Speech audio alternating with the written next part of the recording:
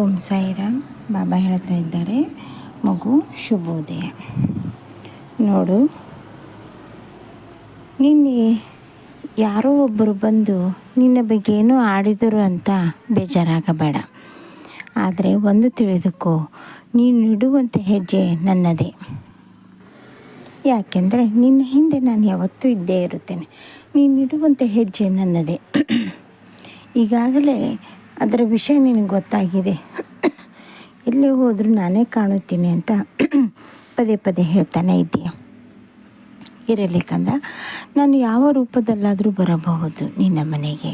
ನೀನು ವ್ಯಾಪಾರ ಮಾಡುವಂಥ ಸ್ಥಳದಲ್ಲಿ ಬಂದಾಗ ಅತಿಥಿ ಸತ್ಕಾರ ಮುಖ್ಯವಾಗಿರುತ್ತದೆ. ಅಹಂಕಾರವನ್ನು ಬಿಟ್ಟು ಬಿಡು. ಮುಂದಿನ ಯೋಜನೆ ಮತ್ತು ಎಷ್ಟೇ ಸಾಧ್ಯವಾದ್ರೂ ಅಲ್ಲಿ ಒಂದು ಧರ್ಮ ಕಾರ್ಯ ಮಾಡಲೇಬೇಕು.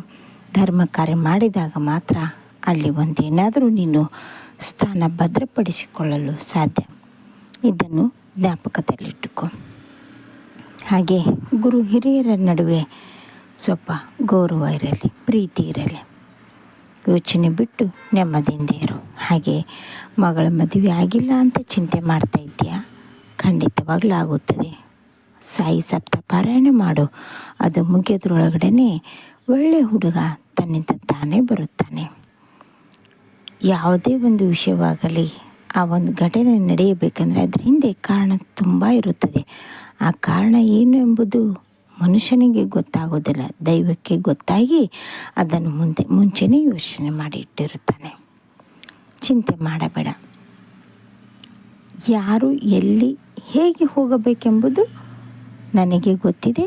ಅದರ ಪ್ರಕಾರವಾಗಿ ನಾನು ನಡೆಸಿಕೊಂಡು ಹೋಗುತ್ತೇನೆ. ಚಿಂತೆ ಮಾಡಬೇಡ. ಹಾಗೆಯೇ ಸಂಬಂಧದಲ್ಲಿ ಸ್ವಲ್ಪ ಮಟ್ಟಿಗೆ ಬಿರುಕು ಬಿಡುತ್ತಾ ಇದೆ. ಅದು ಏನು, ಅದನ್ನು ಸರಿಪಡಿಸಿಕೊಳ್ಳೋ ದಾರಿ ಅಂಥದ್ದು ಯೋಚನೆ ಮಾಡಿ ದಾರಿ ಮಾಡಿಕೊ, ಸರಿನಾ? ಆದರೆ ಒಂದು ಮಾತು ಜ್ಞಾಪಕ ಇರಲಿ, ಏನೇ ಮಾಡಿದ್ರೂ ಅದಕ್ಕೆ ಸರಿಯಾಗಿ ಯೋಚನೆಬದ್ಧವಾಗಿ ಮಾಡುತ್ತಾ ಬಾ, ಸರಿನಾ? ಚಿಂತೆ ಮಾಡಬೇಡ. ಅತ್ಯಂತ ಶೀಘ್ರದಲ್ಲಿ ನೀನು ಹಿಡಿದಂತೆ ಎಲ್ಲ ಕೆಲಸವಾಗುತ್ತದೆ. ಎಲ್ಲೋ ಇಂದು ಸಾಲ ಕೇಳಲು ಹೋಗ್ತಾ ಇದೆಯಲ್ವಾ? ಖಂಡಿತವಾಗಲೂ ಸಾಲದ ವ್ಯವಸ್ಥೆ ಆಗುತ್ತದೆ. ಹಾಗೆಯೇ ಸಾಲ ತೀರಿಸುವಂಥ ಯೋಚನೆಯೂ ಮಾಡ್ತಾ ಇದೆಯಲ್ಲ, ಅದು ಕೂಡ ಕೈ ಹಿಡಿಯುತ್ತದೆ.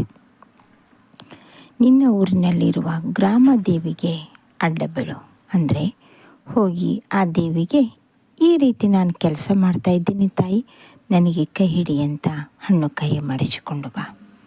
ಅದ್ಭುತವಾದ ಫಲಗಳು. ಆ ದೇವಿನೇ ಸಾಕ್ಷಾತ್ವಾಗಿ ನೀನು ಕೈ ಹಿಡಿದು ನಡೆಸಿಕೊಂಡು ಹೋಗುತ್ತಾಳೆ.